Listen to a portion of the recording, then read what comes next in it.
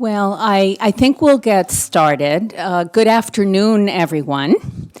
I'm Florencia Mallon. I'm chair of the History Department, and I wanted to welcome you to the first Selig Distinguished Lecture in the History of Sport and Society.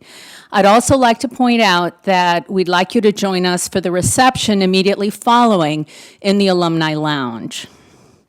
As you will see in the brochure accompanying the lecture, this is part of a broader initiative being carried out by the History Department with the generous support of the Commissioner of Baseball, Bud Selig, who is here with us today in the front row, and it's great to see you, Commissioner. Thanks so much for coming.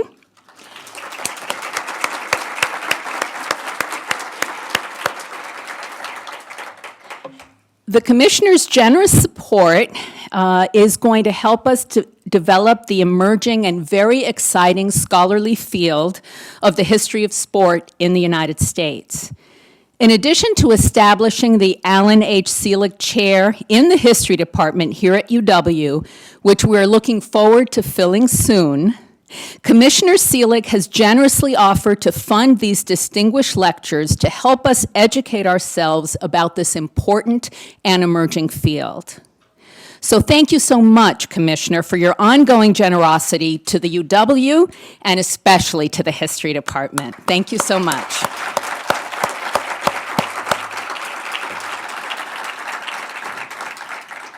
I would also like to thank our co-sponsoring departments on the UW campus, Afro-American Studies, Chicano-Latina Studies, and Latin American, Caribbean, and Iberian Studies, all of which have helped us with publicity and with organizing the event. So thank you so much to all our colleagues.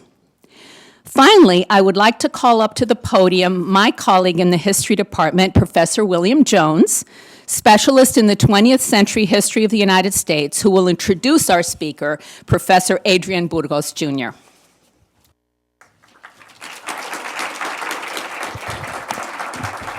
Thanks. It's great to see a big crowd.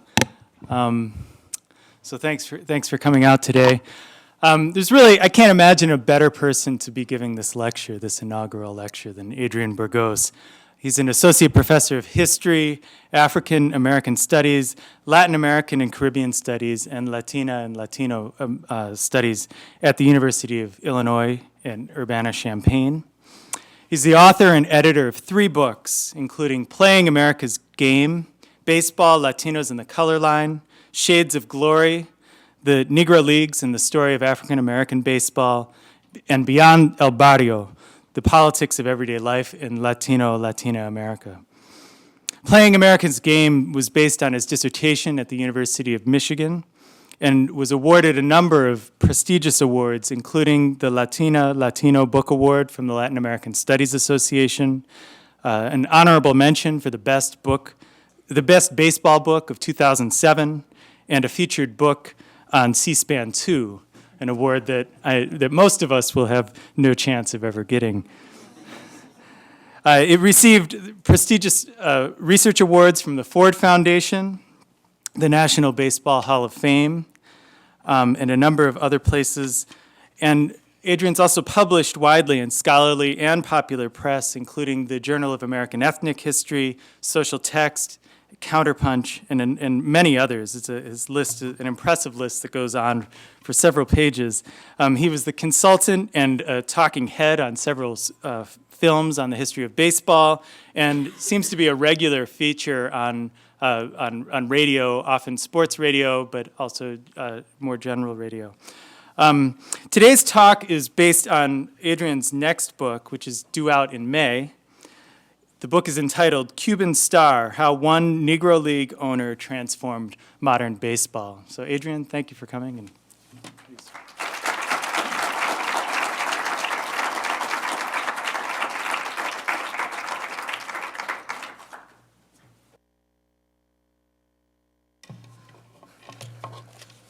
Thank you all for coming in the midst of weather that's only baseball, well, a time of year it's only baseball season in Florida and Arizona perhaps. But again, it's good to see some familiar faces. Once again, good to see a number of friends and make new ones while I'm here. I'd like to thank the History Department for the invitation to share my work, Commissioner Selig for your generosity in creating this lecture series, which represents an important advance in the critical study of sport and society within the Academy. My aim here today is to illustrate the powerful resonance that the history of sport and society has in our contemporary society, as well as how our historical understanding of race relations, immigration, and ideas about American culture are influenced by narratives that are woven from what takes place on and about the playing field. For me, the study of sport is always framed by a critical examination of the intersection of sport and society. The manner sport at times is more than a reflection of society.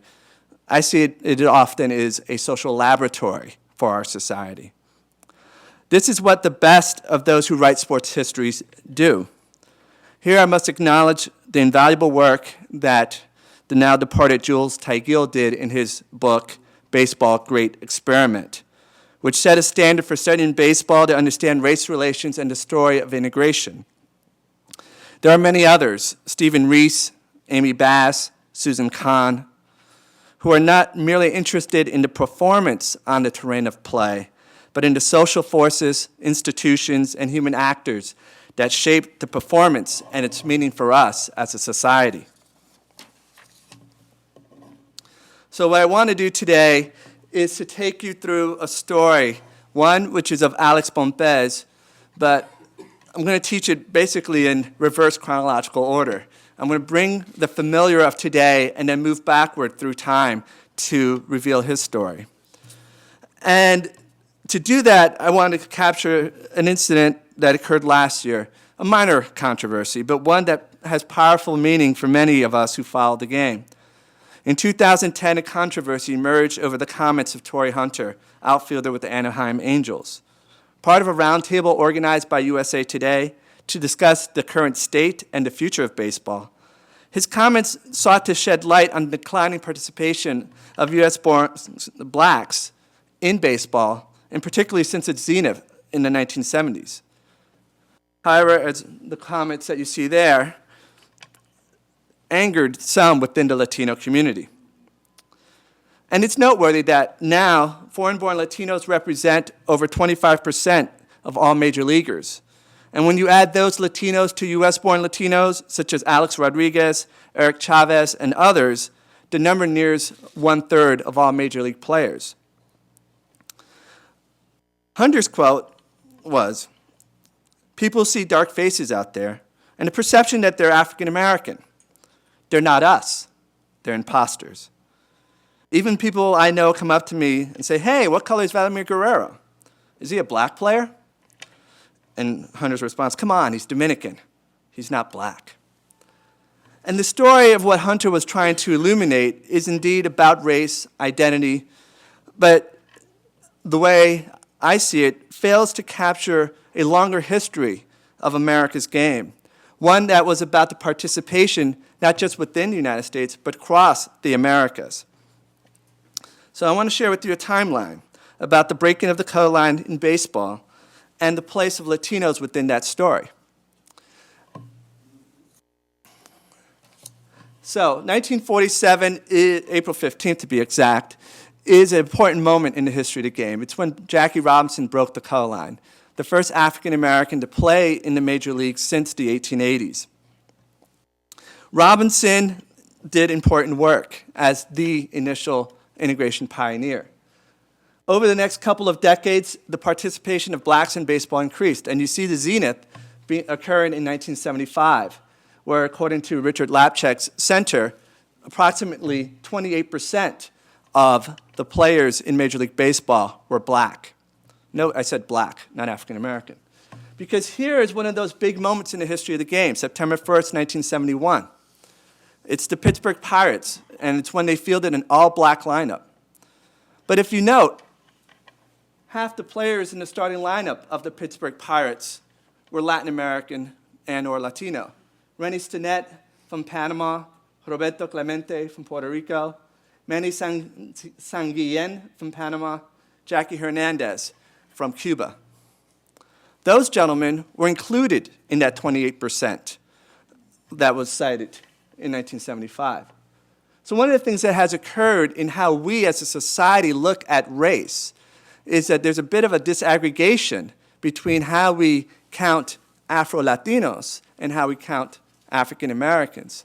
So where Tonii Hunter was seeking to shed light about race and place, he perhaps obscured a couple of things that I think the story of Alex Pompez highlights.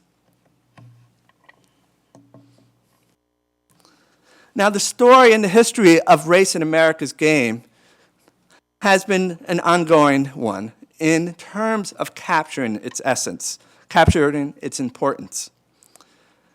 An individual that should receive great credit for illuminating, casting light onto the shadows is Ted Williams. He took the moment of his induction speech in 1966, and having interviewed some of the journalists who were there that day, they still speak with amazement on how he stunned them. Among the words that Williams shared on the day of his greatest glory in baseball was, "I hope someday Satchel Paige and Josh Gibson will be voted into the Hall of Fame as symbols of the great Negro players who are here, or who are not here only because they weren't given the chance." And so Williams took his grand moment to shed light on the story of the Negro Leagues.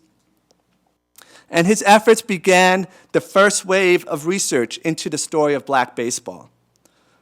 Efforts to acknowledge organized baseball's Jim Crow past and its history of segregation was launched through one effort by the Hall of Fame, a blue ribbon panel, which examined who within the Negro Leagues merited inclusion in the Baseball Hall of Fame. Additionally, the recovery of the story of the Negro Leagues was sped up tremendously through the work of Robert Peterson and his invaluable book, Only the Ball Was White. In addition to that, the formation of American Baseball's Researchers Negro League Committee did invaluable work, as the work of Jim Riley, John Holloway, and John Coates illuminated the stories of black baseball. But there was another story within that had not yet been fully captured, and it's the story of Latinos and the color line. Oftentimes in these stories that capture the history of the Negro Leagues, Latinos were presented at minimum not directly affected by the color line. In my research for Playing America's Game, I found that that was very much not the case. Approximately 240 Latinos performed in the U.S. black baseball circuit between 1890 and 1946. Meanwhile, during the same period, 54 Latinos appeared in the major leagues. So during that span of time, by a ratio of over 4-to-1, Latinos were playing in the Negro leagues versus playing in the major leagues.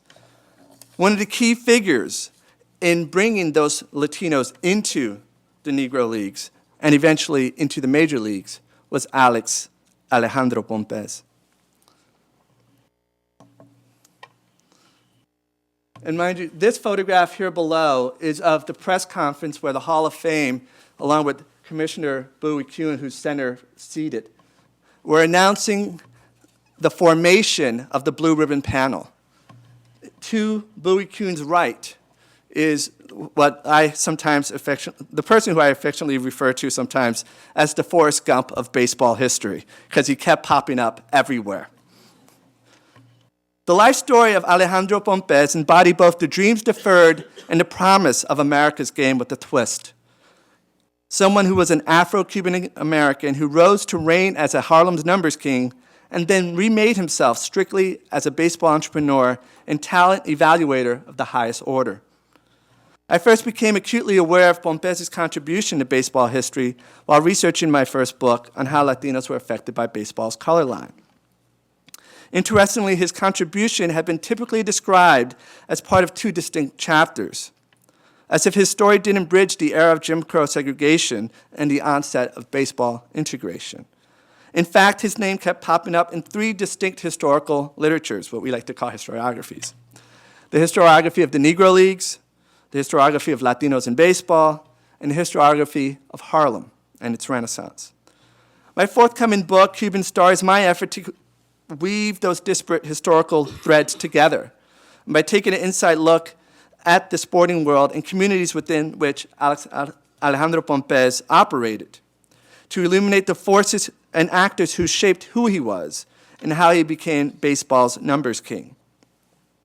His story not only complicates how most scholars have written about race in America and the working of the color line, what African-American intellectual W.E.B. Du Bois astutely predicted would be the problem of the 20th century, but also what we think we know about the dismantling of baseball's color line. Simply put, many did not know quite what to do with the fact that Pompez was a black Latino, a mulatto who was also bilingual. Attempts to place his story within traditional notions of race and identity led to a conundrum. Was it a story of a Cuban, a black man, an American, or some combination therein?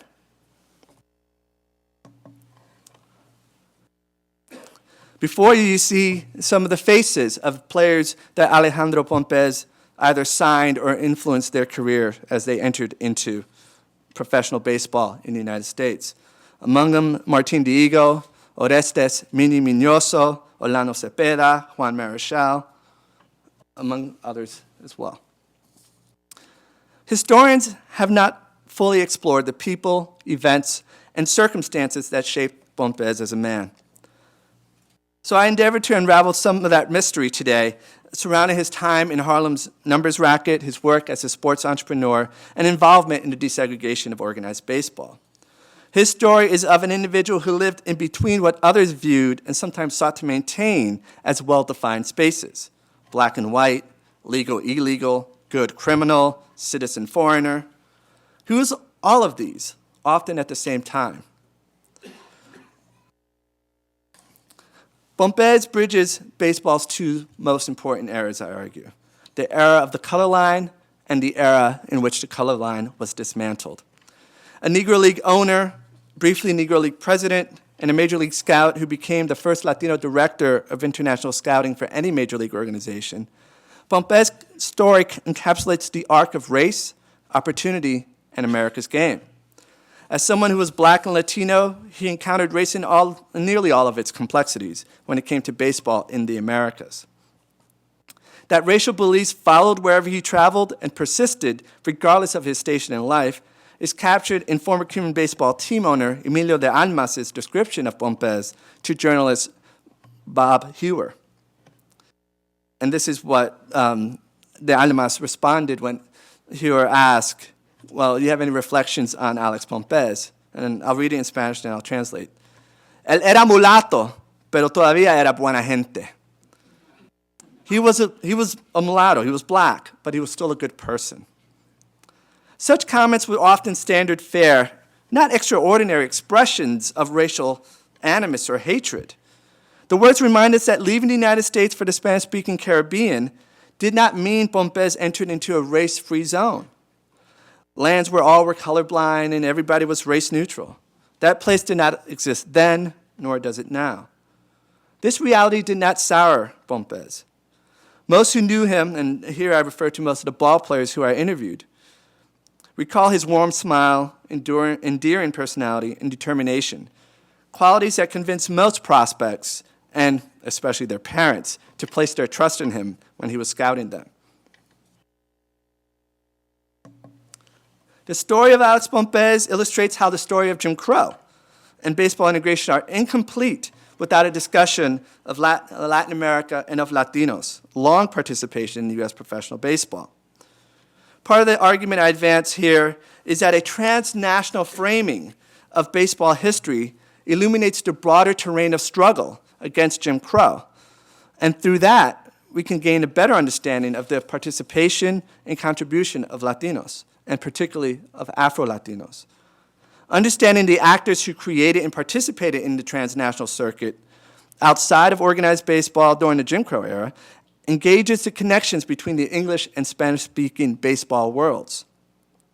In so doing, we can trace the movement of talent, baseball players, capital, the money to pay them with, the money that fans spend, and the information, newspapers, a vital source, that unveiled a whole set of collaborators and reveals that the fight against segregation in U.S. professional baseball was more than just a national story.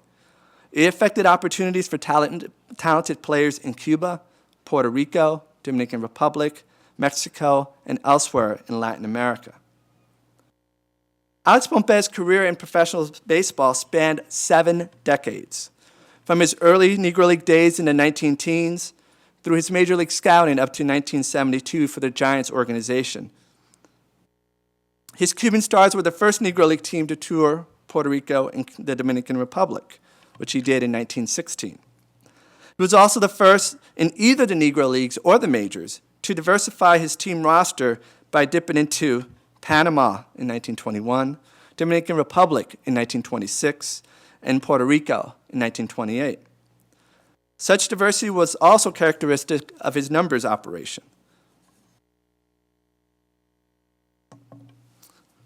So now I'm going to take you back through time, starting in the more contemporary moment, or a more contemporary moment, back to his beginnings.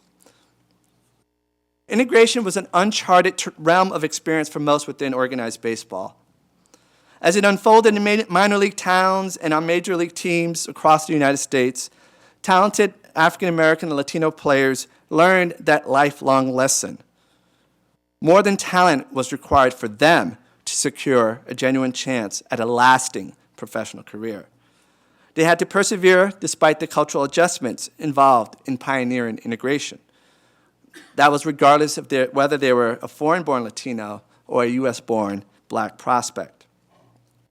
Importantly, the San Francisco, well, at this point, they were the New York Giants, placed Alex Pompez in charge of their organization's Latino talent, and this was in 1955.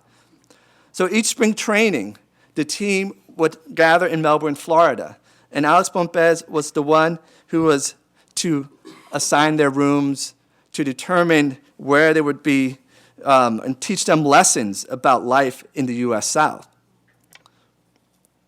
What Pompez understood, and Carl Hubble and Jack Schwartz and Horace Stoneham came to understand, that when it came to Latino players, and when it came to many African American players, the cultural adjustment from segregation into integration, from a Spanish-speaking society into an English-speaking society, was sometimes just as important to their ultimate success as a player as handling or learning how to hit a curveball or learning how to move your pitches just the right speed at just the right point. The former Negro League team owner served as a cultural translator for many of the U.S. Latino players. After all, he himself was U.S. Latino, born in Key West, raised in Tampa, Florida, and who came to Harlem in 1910 as a 20-year-old. He could interpret social norms in the U.S. for them and translate them so that they can have a better understanding of the field beyond the playing field that they had to traverse. So Pompez introduced the young prospects to the rules of social and racial engagement. Knowledge of such rules were immediately pertinent. This was the first time when they went to spring training camp in Florida for most of the Latinos to be exposed to Jim Crow segregation. So his goal was to alleviate the culture shock that these players inevitably experience. So as I mentioned, he supervised their living quarters. He made roommate assignments, and he imparted, as Felipe Alou remembered, almost every night after practice were done, these cultural lessons. And after several years, these practices became institutionalized. After the Giants moved their spring training for their minor league camp from Florida to Surprise, Arizona, the new complex that the Giants had came with the classroom where Pompez would often and his scout, Horacio Martinez, would often lecture to the young ball players after practice about how to speak English, how to engage with the press, and how to behave in public. The Giants made accommodations on every hand. Some of the accommodations broke stride with discriminatory practices, while others at times seemed to conform to the rules and dictates of segregation. In Melbourne, Florida, the dormitory that housed the prospects featured a very interesting form of integrated accommodations. Players slept in the same dormitory building, but there were no mixed-race room assignments. White prospects enjoyed the rooms on the first floor, as Julio Navarro, Orlando Cepeda, and Felipe Alou reminded me as I interviewed them. The black and Latino recruits were assigned a cluster of rooms on the second floor. But what was interesting about this, and what had gone against the dictates of Jim Crow, is that they were all in the same building. In times past, and this is what Roberto Clemente and many other players encountered, particularly the black American players, they would have to reside in the black community and not with their fellow ball players. So what the Giants were doing was truly breaking stride with what dictated by many of the rules. The Giants were able to do that because they had bought out what was formerly, just like the Dodgers did, a former military base, and as private property, they could have integrated facilities in the segregated South. If it had been public land, things would be quite different.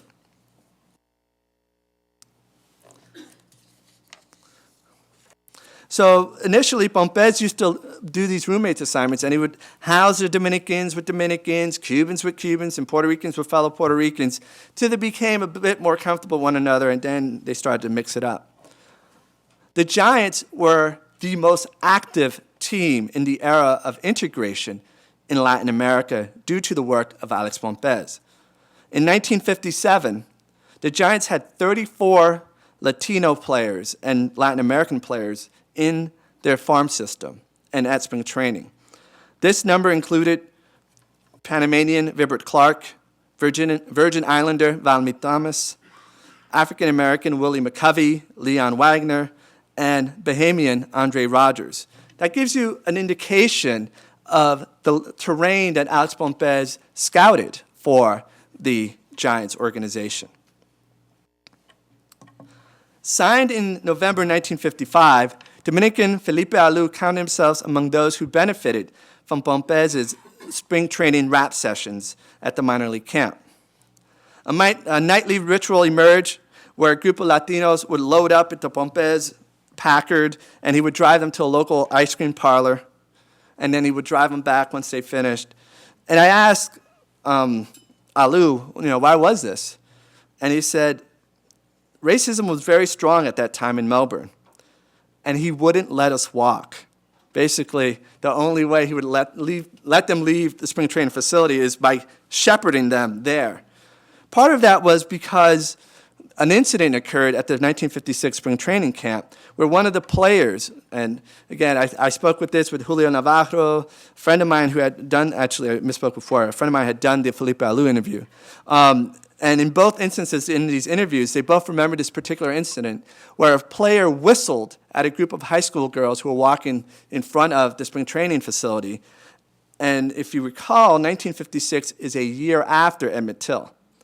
And Pompez and the other administrators, the scouts and team personnel, were enraged that this had occurred.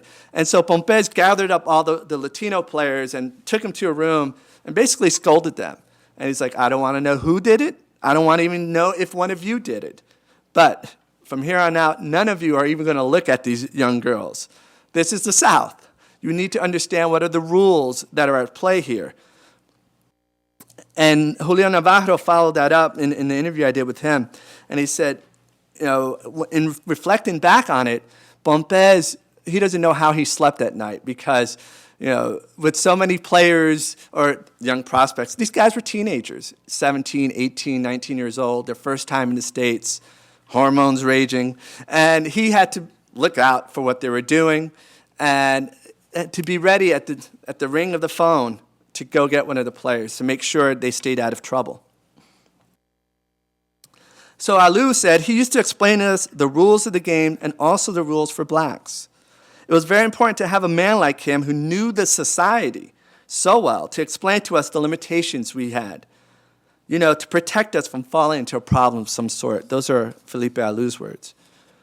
A sense of obligation motivated Pompez to share the lessons that he himself had come to learn and accept, of working within the system, of understanding the ways that race mattered, and of having to make the adjustment in order to first survive and then succeed.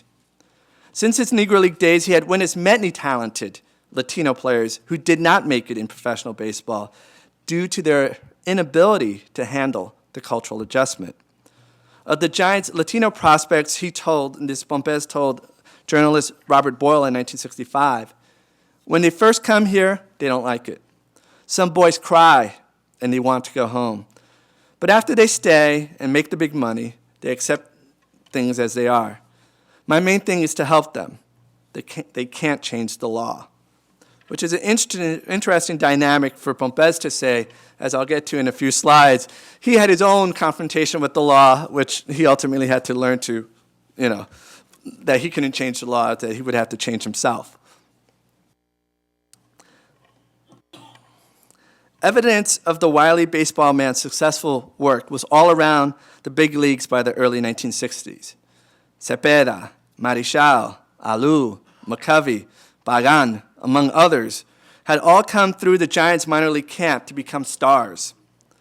That success inspired Robert Boyle to examine the case of Latin Negroes, as he called them, in the big leagues in a lengthy 1960s Sports Illustrated article.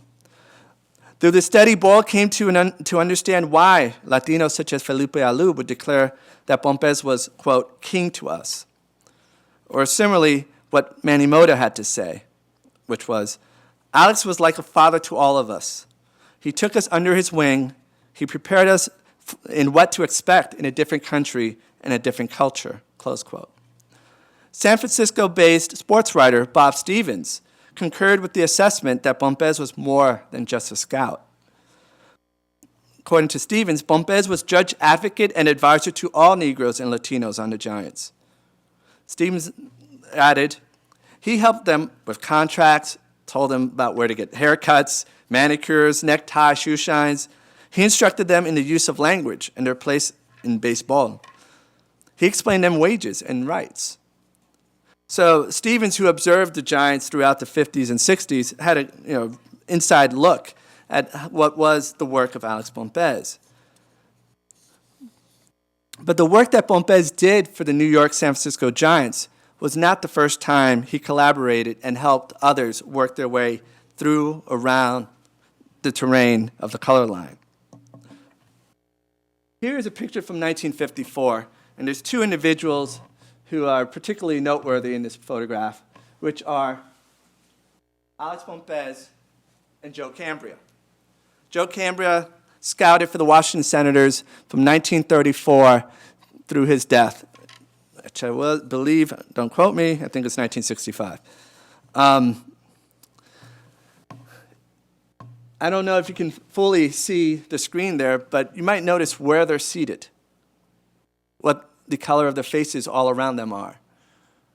They're at the front edge of what was in Richmond, Virginia, the, quote, colored section, at a game between the Richmond Chiefs and, the Syracuse Chiefs, and I think it was the Richmond Braves. Pompez and Joe Cambria had forged a collaboration to work around the color line in the 1930s. And they maintained that association, yet even friendship, beyond the era of baseball segregation. An article in August of 1932 in the Washington Post illuminated a unique arrangement that Pompez and Cambria had formed. The two agreed to allow Ismael Mulo Morales to continue playing with Pompez's Cuban Stars for the 1932 season so that Morales could travel around a bit and pick up a little better English. So this arrangement allowed for a different kind of seasoning than most players get in the minor leagues. It was so that Morales could get more cultural seasoning and the following year sign with the Washington Senators. So here's a case where you have a Cuban player who starts in the Negro leagues and would be brokered, that his access would be brokered into organized baseball. This was more than a one-time transaction between Pompez and Cambria. After 1934, Cuban Tommy De La Cruz, who had pitched with Pompez's Cuban Stars team, was transferred over to Joe Cambria's Albany minor league team. And after many seasons in the minor leagues, in 1942, Tommy De La Cruz would play Major League Baseball with the Cincinnati Reds. So Pompez and Cambria learned about how to work around baseball color lines in the pre-Robinson days. The story that captures the complexity of that terrain and how to work around the color line is captured in the story of Carlos Blanco. Since his inception as the Cuban Stars, Pompez's team had welcomed Latinos from the lightest to the darkest in skin tone. In fact, the Negro Leagues never discriminated amongst Latinos. Any Latino could play in the Negro Leagues. Occasionally, the Caribbean players that Pompez signed drew interest from major league organizations. Team executives like Clark Griffith had a simple mantra to defend the signing before his fellow big league officials, the press, and the public. And what Griffith and others would emphasize is, he's not black, he's Cuban. So they would play on national identity as to mediate what people actually saw before them. So at various moments when what I label a racially ambiguous Latino was presented to the public, Cambria and Griffith would inform the press, no, Roberto Estrella, he's not black, he's Cuban. Or another player was Puerto Rican or Venezuelan, and that's how they were shepherding these players. So this clearly played on racial ambiguity, but it nonetheless provided the main means through which Latin American players of different gradations of skin color were ushered into organized baseball at a time when all African Americans were excluded, and the majority of Latinos who were deemed to have to, quote, negroid an appearance were likewise excluded. So toward the end of the 1942 season, the Washington Senators had begun to express interest in an infielder on Pompez's team. His name was Carlos Blanco. As the Senators and Pompez sought to negotiate the transaction, Pompez pushing for more money, the Senators said, well, actually we have to look at him first. They went to a game that was played in Connecticut to scout out Blanco. And this is what Fay Young wrote in the Chicago Defender. Pompez was more concerned in getting Blanco into big-time baseball than money. He told Griffith he could have Blanco. However, the Washington Senators' interest in Blanco dissipated after a Senator scout observed the Cubans play an exhibition in Waterbury, Connecticut. The issue that arose was not about his talent. It was about how he looked. The Washington club's representative was disappointed in two things about Blanco, Young noted. One was his hair, which was not the wavy Spanish type, but was more negroid. Second was that Blanco was too dark. He had hoped to find Blanco of a decided Spanish type, close quote of Young. The Blanco episode reiterated the fickle nature of racial perceptions.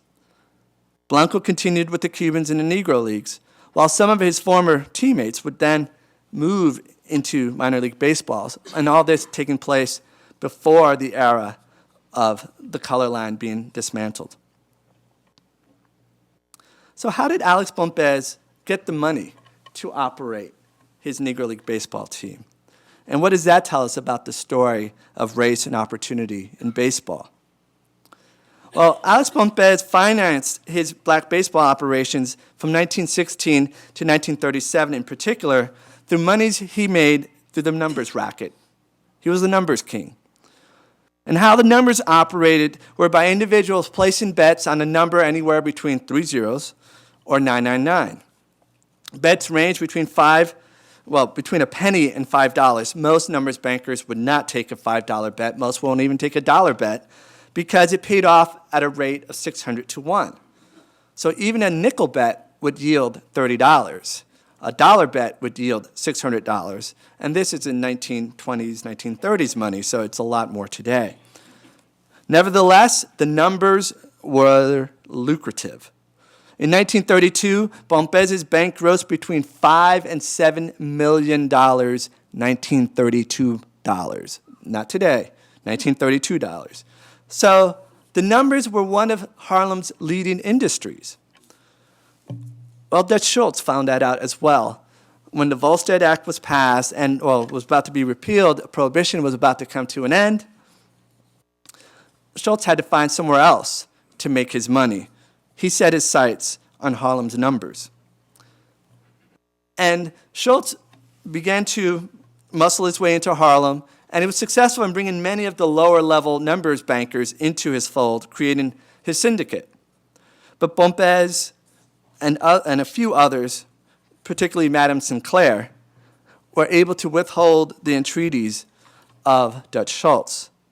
That all ended on Black Wednesday, November 23rd, 1931. That was when the lucky number 527 hit. And I was explaining earlier today.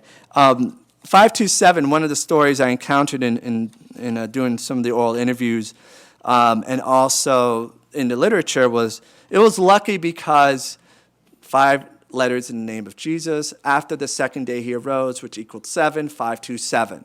And so Thanksgiving being a moment in which we would be thankful, many people placed their bets on 527. And it hit.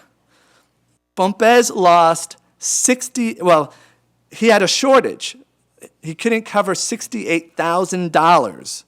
Again, 1932 money, or 1931 in this instance. Which means that at least $115 had been bet on the number 527 among the people who bet at his bank.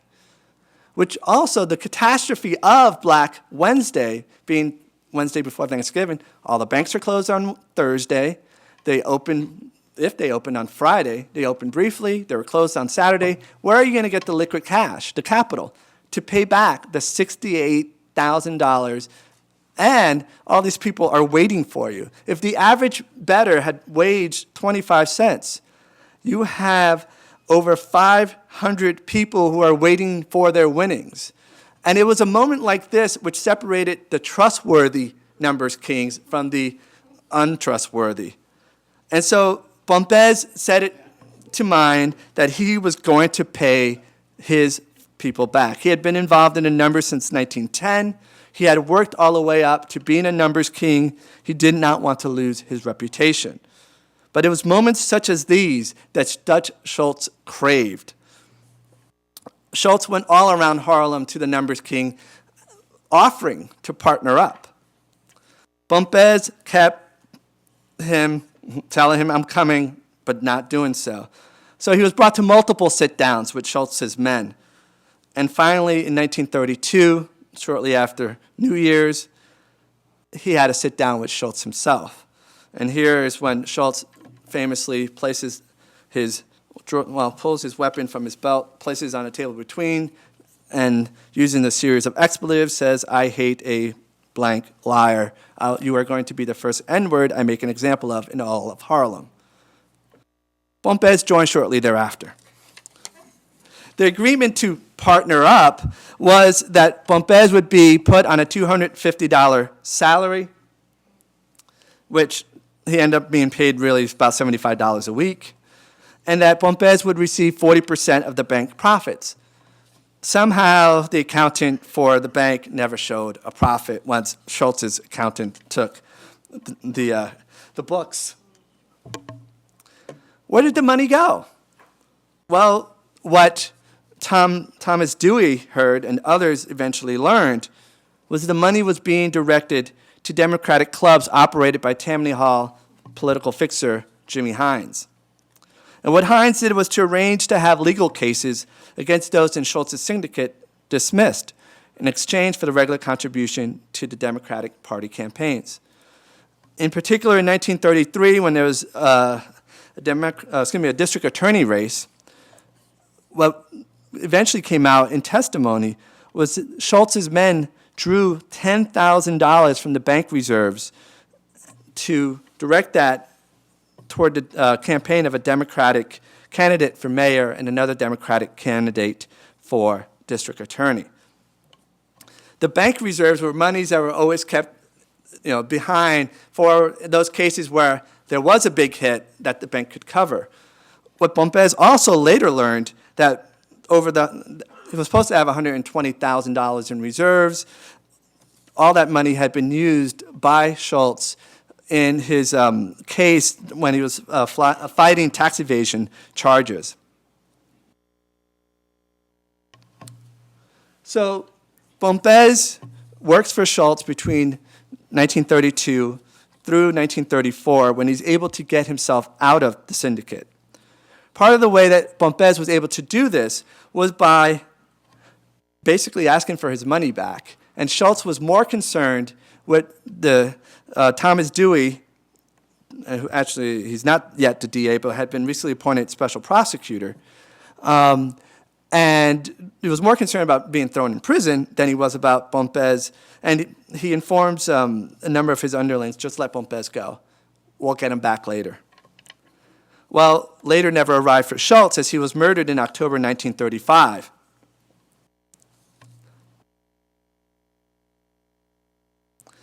'35 was a very interesting year for Pompez because two major figures who had so shaped the world of black baseball and the world of Harlem would be no longer with us.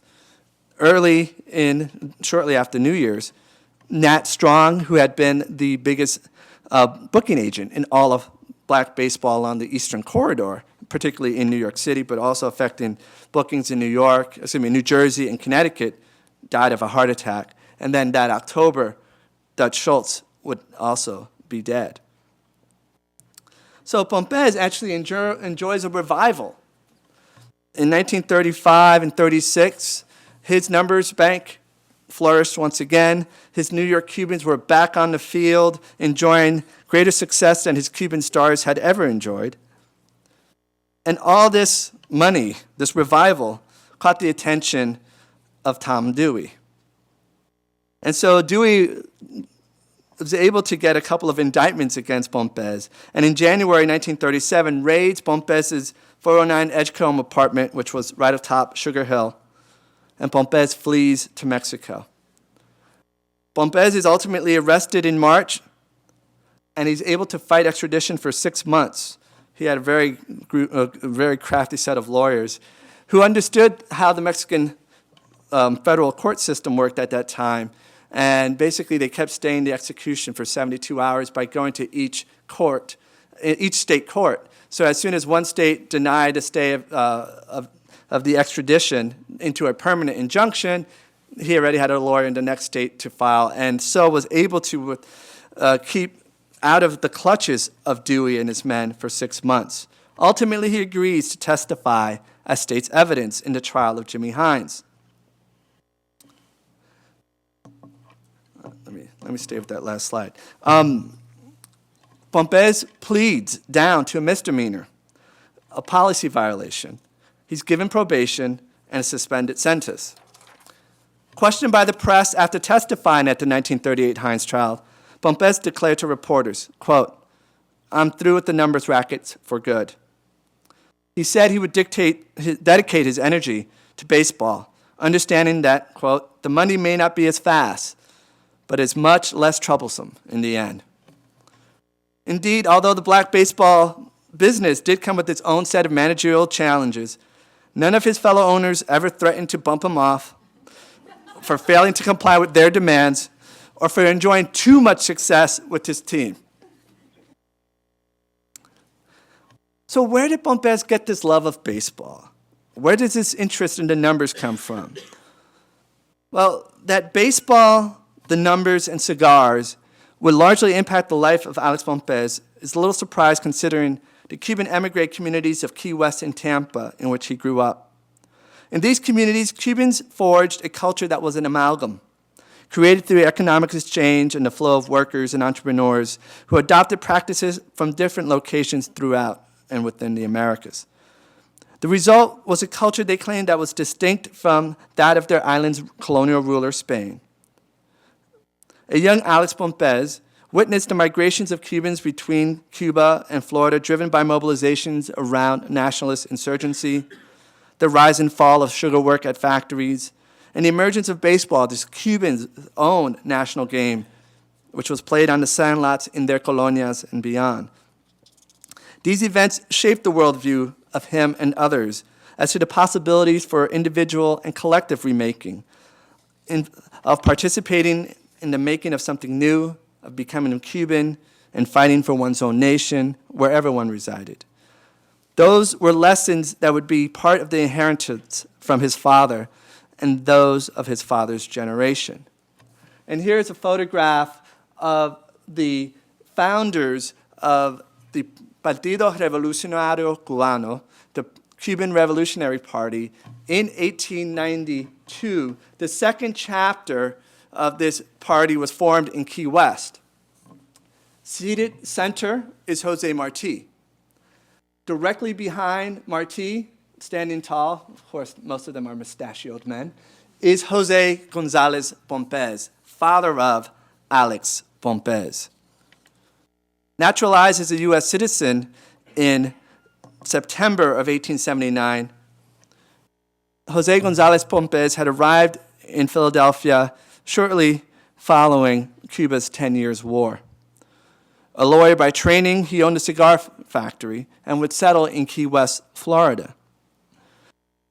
A founding member of the Key West chapter of the Cuban Revolutionary Party that was formed on January 3rd, 1892, Jose Gonzalez Pompez was one of the key individuals on the committee that organized the very first visit of Jose Marti to Key West. And Key West was a very important place, in fact, more important than New York City among Cubans at this moment, because Key West was where the money was at, is where the cigar factories were. And so Marti understood to get the funds to get his movement liquid, well, he had to go to Key West, and he had to rally their support. Key West was also where many of the leaders of the 10 Years' War and who had participated in La Guerra Chiquita resided outside of the surveillance of the Spanish colonial rulers who were still in Cuba. Jose Gonzalez Pompez was a mover and a shaker himself. In November of 1892, he was elected to the Florida State Assembly. So he served in the Florida State Assembly. He actually introduced one of the first pieces of legislation against child labor, ensuring that you had to be older than 14 to work in Florida. It passed.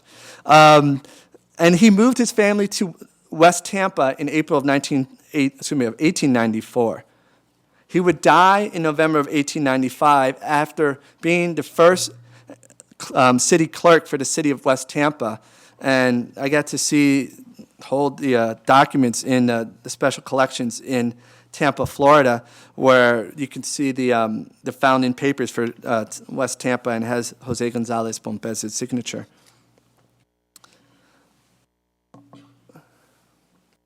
This is Ruth Selding. She would be the love of Alex Pompez's life. Married on July 8th, 1934. She was 34, he was 44. This was the second marriage for Alex Pompez. Ruth Selding was the blood aunt of Edward Brooke, who was the first African-American elected to the U.S. Senate since Reconstruction in 1966. Seldin's family was well aware of Pompez's involvement in Harlem's numbers. This Senator Brooke attested to in his 2007 memoir, Bridging the Divide. And one of the things that Brooke mentions in the book, his memoir, everyone liked Uncle Alex, who was a funny, good-natured, kind man who controlled the numbers racket in Harlem. My father liked him despite his occupation, close quote. He also remembered spending summers with Aunt Ruth and Uncle Alex. And one of his memories is, quote, sometimes I watched in fascination as Uncle Alex and Aunt Ruth counted thousands of dollars in small bills on their dining room table. If I ran an errand for my uncle, he would sometimes reward me with a $20 bill, a fortune in those days, close quote. So here we have this very interesting dynamic where we had Ruth Selding, who was from a Northern Virginia family who also operated within D.C. circles, a very respectable black family, who understood what Alex Pompez was doing, his role as a Harlem numbers king, and still allowed for him to become part of that family.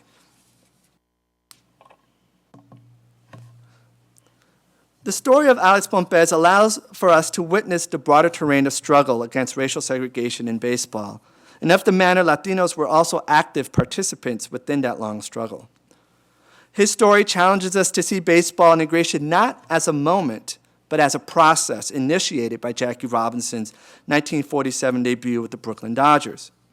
Indeed, when we see integration as a process, we acknowledge the set of pioneering actors involved in the series of localized struggles that took place that transformed the culture of segregation within baseball. Black players who followed Jackie Robinson's stead still had to persevere to ensure integration was just not a successful experiment in a few locations. The hostility or benign neglect that Larry Doby, Orestes Mini Minoso, Monty Irving, Orlando Cepeda, Felipe Alou, and Elijah Pumpsy Green, among others, confronted as part of that generation of pioneering players was no less real because they came after Robinson. The beanballs kept coming, the epithets kept flying, threatening letters were still mailed, and team management sometimes still found reason to defer the big league dreams of black players. Yet integration was also about what went on beyond the playing field, and is here where Alex Pompez operated, and I would say the New York Giants created their own unique space. What the New York Giants, later San Francisco Giants, did was to internationalize the impact of Jackie Robinson's success.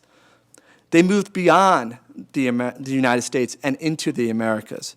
And they did this by hiring a U.S. Latino in Alex Pompez. The once excluded Negro League executive made the smoothest transitions of all the Negro League owners to baseball's integrated era. As discussed here today, he was more than a talent evaluator who scouted Latin America and the black baseball circuit for the Giants. A witness to the rise and fall of the Negro Leagues, the hardening of racial fault lines in the American South, the limitations of colorblindness amongst Cubans in their own nation-building project, and the harsh realities of both northern and southern forms of segregation, Pompez drew on his vast experience to counsel African-American and Latino prospects about the social rules of engagement. This represents an understudied part of baseball's integration story. The unique expertise honed through involvement in the Negro Leagues and Caribbean baseball brought to bear on the entry and development of black Latino players in organized baseball. Indeed, over his 25 years with the Giants, his scouting and recommendations would spur that organization to acquire Negro League stars Monty Irving, Willie Mays, while personally participating in the signing of Willie McCovey, Orlando Cepeda, Juan Marichal, among others. Pompez may not have invented what we can label a Latino approach, but he perfected it within the baseball world, where it placed him at a distinct advantage. Largely shaped by his experience of growing up in the U.S. South within a Cuban exile community, he envisioned the Americas as a broad, interconnected cultural terrain, where others had seen hard and fast lines of separation. Thus, he went beyond strict allegiance to his Cuban nationality to reach out to others from throughout the Americas, as he used his multicultural background and his bilingual skills to acquire talent throughout the English and Spanish-speaking Americas. He was not a foreigner in a strange land. He was native to the United States, familiar with its ever-evolving set of rules when it came to race and place. This, I contest, was a key to his longevity in professional baseball, and why he was able to successfully reinvent himself several times, to have multiple rises and falls, and ultimately redemption. Thank you for your attention.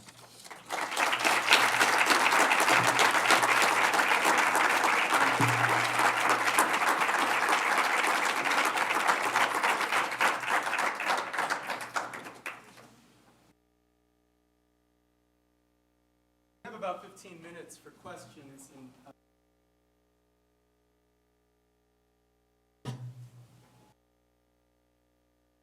I saw her hand first, so I'll come to you next, Jeremy. Yeah. I wonder if you could speak Americans and Latinos.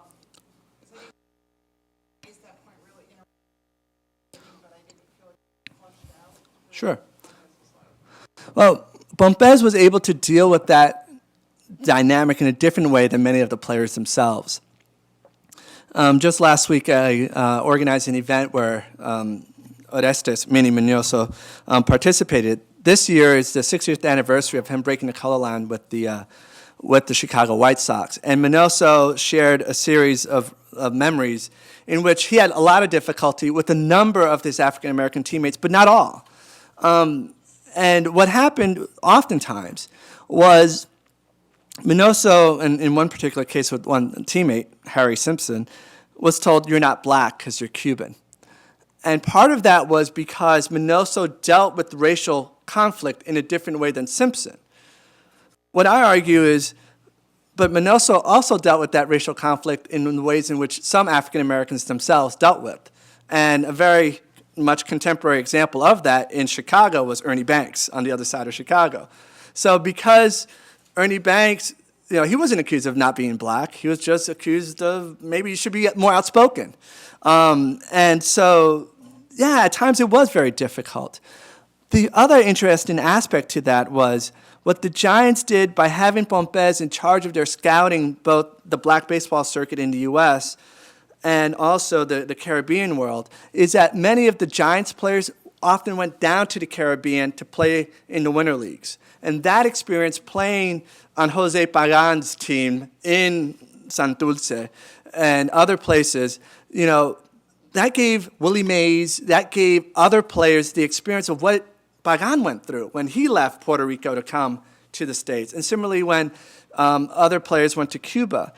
And the Giants, again, since they internationalized black baseball, the story of integration, they were able to go to kind of a different place. Now, there's another episode to that story, which I can get into later, about Alvin Dark and his reign as the manager for the Giants, which doesn't quite exhibit the same forward thinking that the Giants did in their hiring of Alex Pompez.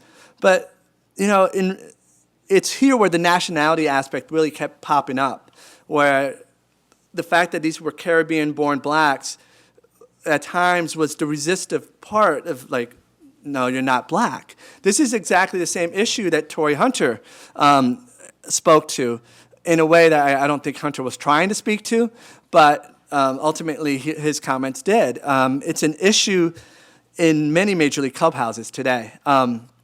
About how do African-American players and the Latino players get along. And in certain places, and I think you guys should really look out for the Cubs clubhouse dynamic this year, because they have Carlos Peña and also Fernando Perez, two U.S.-raised, one being U.S.-born Latinos, who are bilingual. Both are really smart, college-educated black Latinos. And how they kind of maneuver within the clubhouse space, to me, it's going to be a very interesting study. Because, you got Soriano, Zambrano, and all these Latinos, and you got Marlon Byrd and a few African Americans. And the most successful major league teams have to manage that.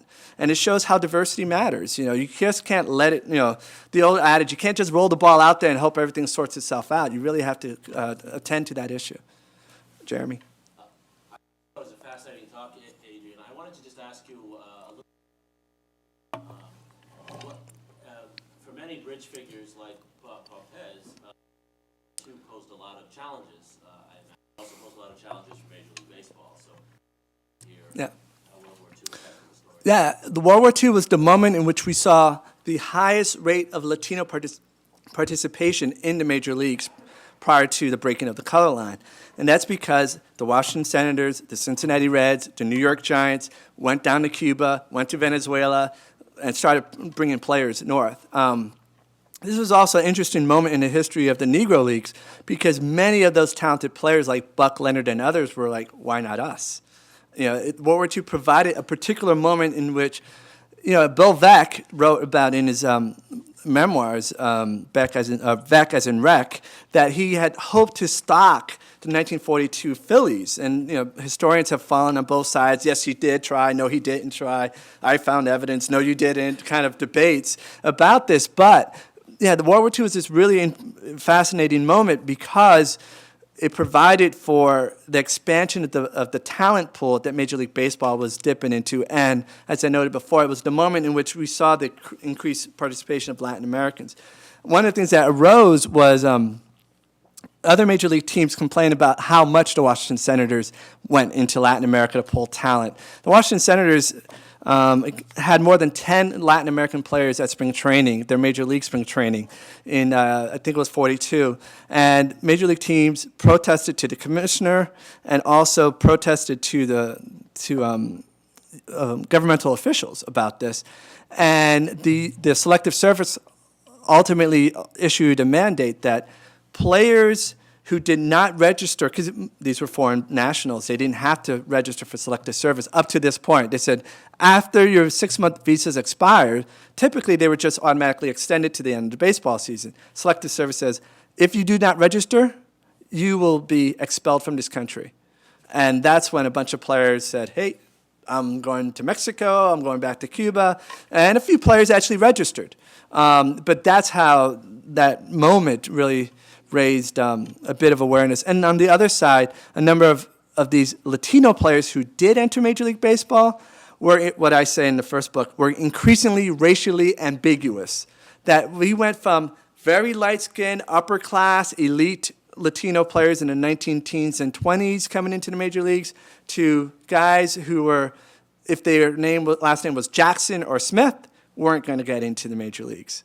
So that's, again, how I talk about Latinos were, in a certain sense, a testing ground for the tolerance about where the exclusionary point is along the color line. Gentleman with the Kansas City Royals cap. I wonder if you could speak, this is kind of to the ideas of blackness. My knowledge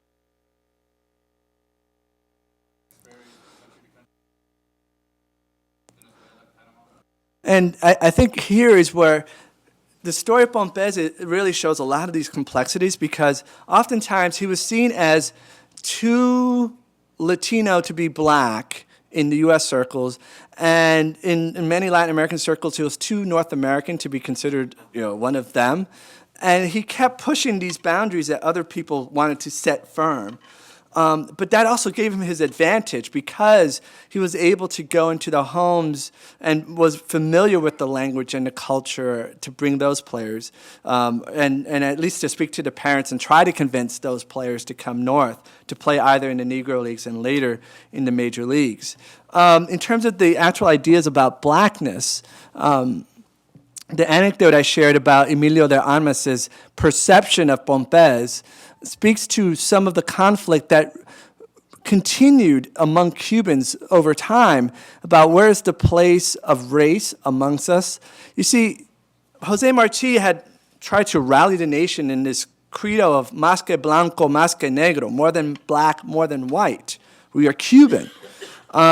Yet, as Pompez and others found, that really didn't work out in Cuba. In 1912, there's this really horrible moment in Cuban history, which was called the Race War of 1912.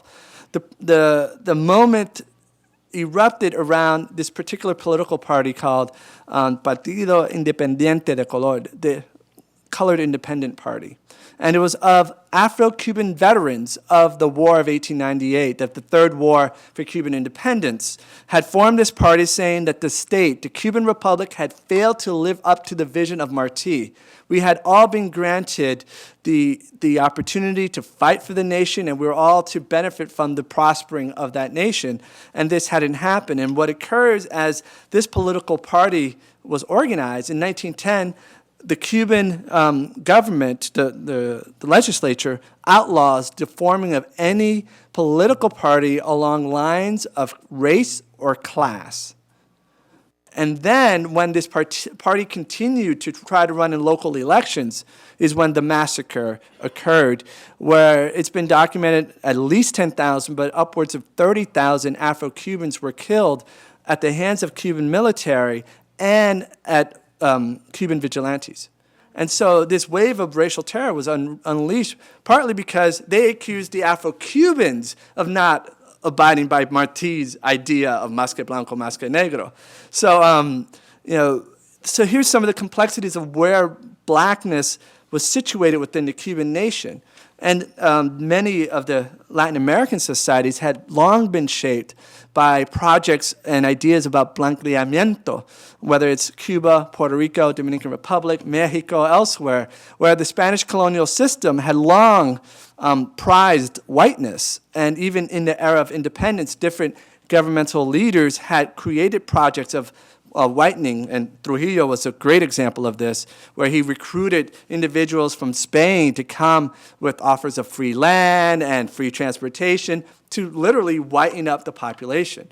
So part of what I try to allow people to understand is players who came out of Latin America didn't come as tabla rasa. That is, they didn't come as blank slates when it came to race. They had their own conflicted feelings about race, and particularly about identifying as black. And here's where Robert Boyle's work, and he did two really fascinating. This is back when Sports Illustrated really did the long feature articles. And one was called, and he talked about it, it's about the 54 Negro players who were Robinson's successors. And I got to meet Robert Boyle and interview him a couple of times. And I don't know if this is the right place to kind of say this. He's a grad school history dropout. He had started at Yale, never finished his dissertation, and became a journalist writing for Time Life. But, you know, one of the things that he did, he interviewed E. Franklin Frazier about, you know, what's identity for black Americans, the issue of the black bourgeoisie. And he did this fascinating article that was published in Sporting News, not Sporting News, Sports Illustrated. And, you know, he was allowed into this space that many journalists never got into. And that was also, and I talk about this in the book, Cuban Star, Boyle barnstorm with the team that Pompez organized called the Black All-Stars. And at various moments, initially it was with Jackie Robinson and Campanella's All-Stars, and later becomes Willie Mays with the headline feature. Hank Aaron was slated to go one year, but then got pulled back, and there's a whole fascinating story about that perhaps when the book comes out, you'll get to enjoy. So hopefully, in my long-winded way, I answered the question. Gentleman with the white plaid, not the white plaid, the blue plaid shirt. My colorblind is overwhelming. You mentioned earlier a little bit about the tension between African American players and Latino players, both now and then. I was wondering if you encountered anything like that. If, as Pompez has the ability Latin players to the Senators,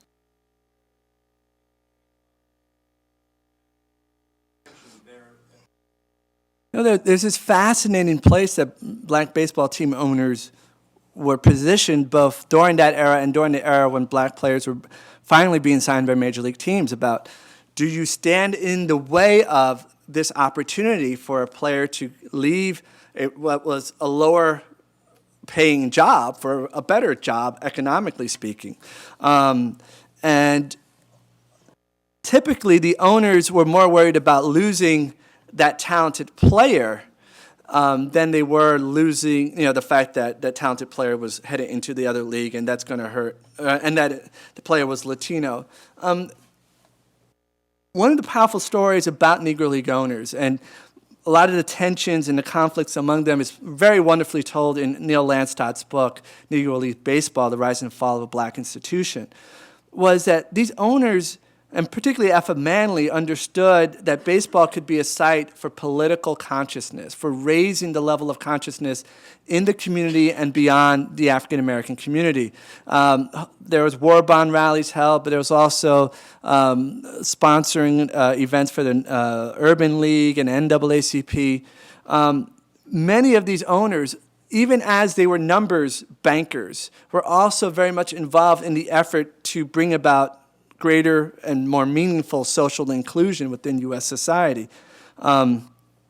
So from what I've encountered, there wasn't that kind of tension between the owners because, again, they weren't hoping to stand in the way of these individuals getting a better life. The other individuals who are really powerfully part of this story were the sports writers like Sam Lacey, Wendell Smith, and Lacey in particular about Do You Out of Player, who is African-American and is being kind of maneuvered, presented as something else as they go into the league.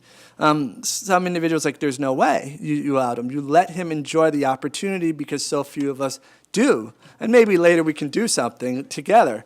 But from what I gathered, no, I didn't see that. Gentleman here. Well, I can take two more. I'll save the Red Sox guy for the very last. But the gentleman with the blue shirt right here. Yes. I was wondering about your sense of the relationship between what you're doing and the work that groups like Sabre are doing, because there's obviously an active, aggressive, non-professional historian.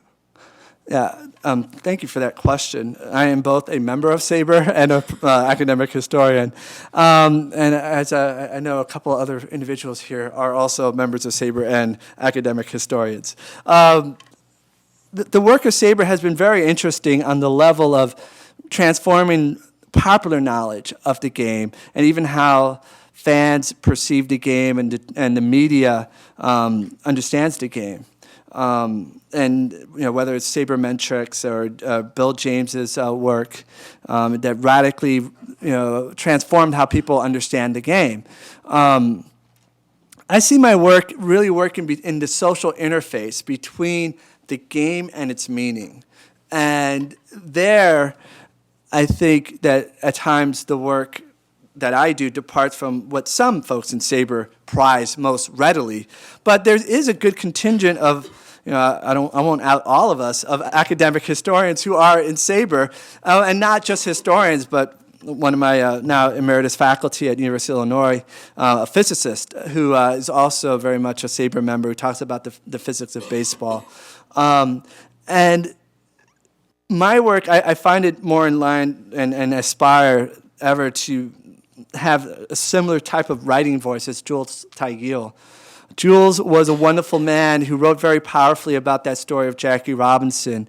And one of my lasting memories is of going to San Francisco and him allowing me, we walked around the Bay and talked about the history of baseball. And he read my first book when it was in its roughest form, and he shaped some of the thinking. And Jules was also a Sabre member. And so there's some of us who are constantly kind of dealing with that series of different constituencies.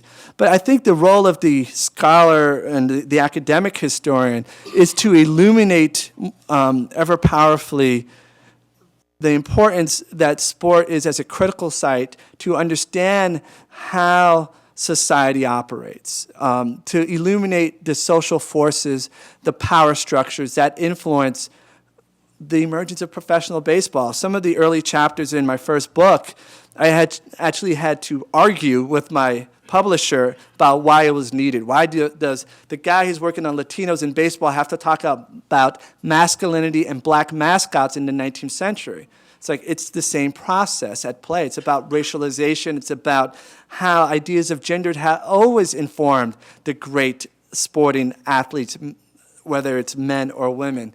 And I think the whole debate about whether Jay Cutler was really injured speaks to a lot of those powerful ideas about masculinity and sport as that site. And similarly, when we talk about the Olympics movement and steroids testing or performance enhancers in the Olympics and the role of WADA, that's getting at large questions about performance, but also about the role of us as human actors.